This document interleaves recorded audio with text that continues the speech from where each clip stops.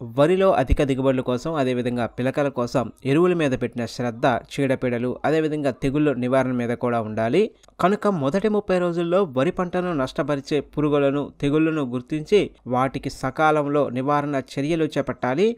ఇక నాట్లు వేసిన మొదటి 30 రోజుల్లో ప్రధానంగా 2 పురుగులైతే ఆశించి పంటను నష్టపరుస్తాయి. వాటిలో మొదటిది ఆకుచుట్టు పురుగు, రెండవది ముగి పురుగు. ఇక మరోపక్క కొన్ని ప్రాంతాల్లో ఉల్లికోడు కూడా సమస్యగా ఉంటుంది. ఇంకా ఇవే కాకుండా వరిలో పురుగుల ద్వారా సంక్రమించే అన్ని రోగాలకు కెల్డాన్ పురుగు మందు చాలా బాగా పనిచేస్తుంది. ఎకరానికి 500 గ్రాములు ఈ పురుగు మందు అన్ని రకాల పురుగులని అంటే ఆకుచుట్టు పురుగు అదేవిధంగా గొట్ట రోగం ఇతర పురుగులను కూడా బాగా నివారిస్తుంది. ఇంకా ఈ పురుగుల నివారణకు మనకి కోరాజిన్ మందు కూడా చాలా బాగా పనిచేస్తుంది. ఇది కూడా ఎకరానికి ఒక 60 ml పిచికారీ చేసుకుంటే సరిపోతుంది. వరిలో మొదటి 30 రోజుల్లో తెగుళ్ళు అంతగా సోకవు. ఒకవేళ వచ్చినా మనకి ఎక్కువగా ఇక మొదటి 30 రోజుల్లో ఎటువంటి తెగుళ్ళు సోకకపోయినా ముందు జాగ్రత్త చర్యగా మనం వేసుకునే ఈ యొక్క పురుగు మందులతో కలిపి ఇక తెగుళ్ళ మందును కూడా కలిపి పిచికారీ చేసుకుంటే ముందు జాగ్రత్త చర్యగా తెగుళ్ళను కూడా నివారించవచ్చు. ఇందుకోసం మనకి తెగుళ్ళ నివారణకు ఇండోపిల్ కంపెనీ వారి స్ప్రింట్ ఈ యొక్క తెగుళ్ళ మందు చాలా బాగా పనిచేస్తుంది. ఇది ఎకరానికి 500 గ్రాములు కనుక పిచికారీ చేసుకుంటే తెగుళ్ళ సమస్య నుంచి బయటపడవచ్చు. ఇంకా ఇదే కాకుండా BASF వారి పాలిరాము, UPL సాఫ్ అదేవిధంగా యాంట్రకాలు, నాటివో, అమిస్టార్ టాప్ ఇలా ఏదైనా ఒక తెగుళ్ళ మందుని ఈ యొక్క పురుగు మందులతో కలిపి పిచికారీ చేసుకుంటే ఇటు పురుగు సమస్యను అటు తెగుళ్ళ సమస్యను కూడా నివారించవచ్చు.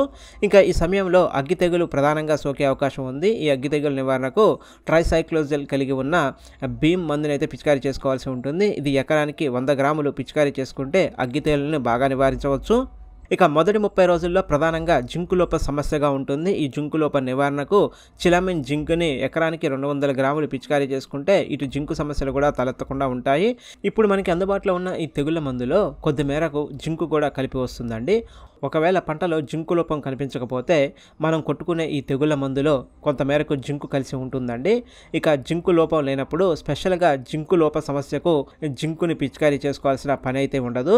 ఇక మొదటి 30 రోజుల్లో పిలకలు వేసే దశ కనుక ఈ దశలో మనకు సూక్ష్మ పోషకాలను ఖచ్చితంగా పిచికారీ చేసుకోవాలండి. దీని కొరకు ఫార్ములా 4 కానీ ఫార్ములా 6 కానీ ఏదైనా ఒక మిశ్రమాన్ని అయితే పిచికారీ చేసుకోవాలి. ఇందుకొరకు ఆగ్రోమిన్ మ్యాక్స్ కానీ స్వర్ణఫల్ కానీ ఏదైనా ఒకదాన్ని ఎకరానికి 500 గ్రాములు ఖచ్చితంగా పిచికారీ చేసుకోవాలి.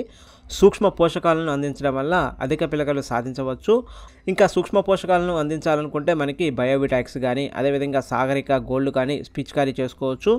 వీటిని సీవీడ్ ఎక్స్ట్రాక్ట్తో తయారు చేస్తారు. ఈ సీవీడ్ ఎక్స్ట్రాక్ట్లో దాదాపుగా మొక్కకు కావలసిన 62 రకాల పోషకాలు ఈ సీవీడ్ ఎక్స్ట్రాక్ట్లో ఉంటాయి.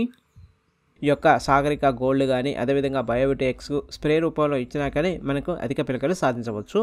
ఇంతేనండి. మొదటి 30 రోజుల్లో రైతు ఖచ్చితంగా ఒకసారి మందుని స్ప్రే చేసుకోవాల్సి ఉంటుంది. ఈ మందులో పురుగులని తెగుళ్ళని అదేవిధంగా జింకులోప సమస్యలని సూక్ష్మ పోషక లోపాలను కూడా సవరించుకుంటే మనం అధిక పిలకలు సాధించవచ్చు. ప్రతి రైతు కూడా మొదటి 30 రోజుల్లో ఒకసారి పిచికారీ చేసుకుంటే ఎటువంటి సమస్యలు లేకుండా ఆరోగ్యవంతమైన పంటని పెంచుకున్న వారం అవుతాము. ఆరోగ్యవంతమైన పంట ఉంటే మనకి అధిక పిలకలు సాధించామంటే దాదాపుగా అధిక దిగుబడులు ఖాయం.